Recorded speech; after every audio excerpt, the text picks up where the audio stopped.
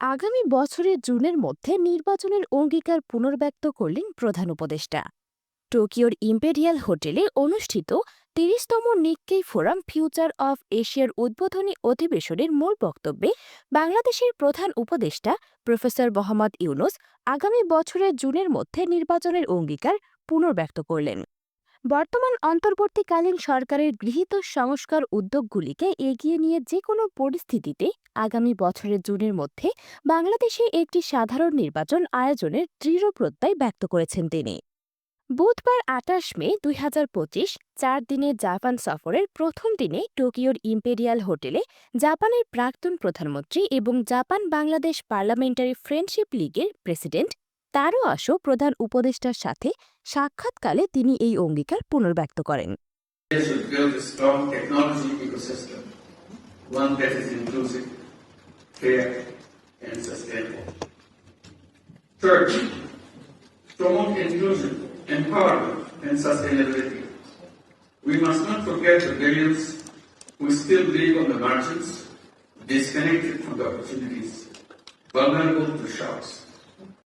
Nikkei forum for এশিয়ায় যোগদান এবং জাপানি নেতাদের সাথে দ্বিপাক্ষিক আলোচনায় অংশ নেওয়ার জন্য প্রধান উপদেষ্টা স্থানীয় সময় দুপুর 2:05 টোকিওতে পৌঁছান। বর্তমানে জাপান বাংলাদেশ পার্লামেন্টারি ফ্রেন্ডশিপ লীগের প্রেসিডেন্ট হিসেবে দায়িত্ব পালনরত জাপানের এই প্রাক্তন পররাষ্ট্রমন্ত্রী এবং বাংলাদেশের দীর্ঘদিনের বন্ধু তারো আসো বাংলাদেশকে একটি স্থিতিশীল রাজনৈতিক ব্যবস্থার দিকে এগিয়ে নিয়ে যাওয়ার জন্য প্রফেসর ইউনূসকে ধন্যবাদ জানান এবং মসৃণ গণতান্ত্রিক উত্তরণের জন্য সাধারণ নির্বাচনের প্রয়োজনীয়তার উপর জোর দেন। প্রধান উপদেষ্টা বলেন, অন্তর্বর্তীকালীন সরকার ৩টি গুরুত্বপূর্ণ ক্ষেত্রকে অগ্রাধিকার দিয়ে কাজ করে যাচ্ছে: সংস্কার, ছাত্র জনতার খুনিদের বিচার এবং সাধারণ নির্বাচন।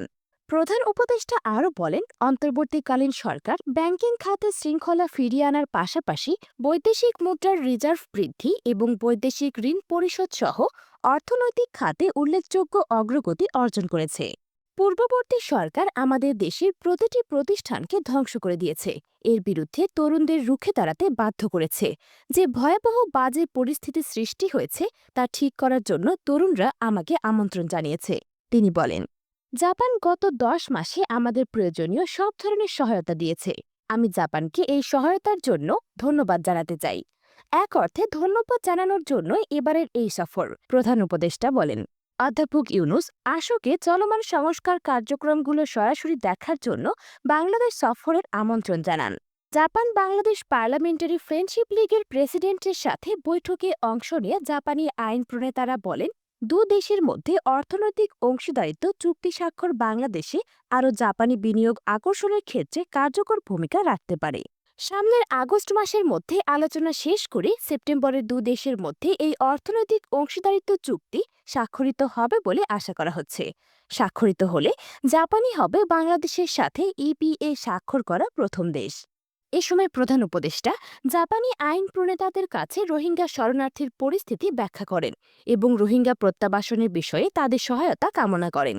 তিনি বলেন, রোহিঙ্গা শরণার্থীর সংকট বিশ্বের অন্যান্য শরণার্থীর সংকটের চেয়ে সম্পূর্ণ আলাদা, কারণ তারা অন্য কোনো দেশ নয়, বরং তাদের নিজেদের বাড়িঘরে ফিরে যাওয়ার চেষ্টা করছে। পররাষ্ট্র উপদেষ্টা মোহাম্মদ তৌহিদ হোসেন, প্রধান উপদেষ্টার আন্তর্জাতিক বিষয় সংক্রান্ত বিশেষ দূত লুৎফি সিদ্দিকী এবং এসটিজি বিষয়ক মুখ্য সমন্বয়ক লামিয়া মোর্শেদ বৈঠকে উপস্থিত ছিলেন।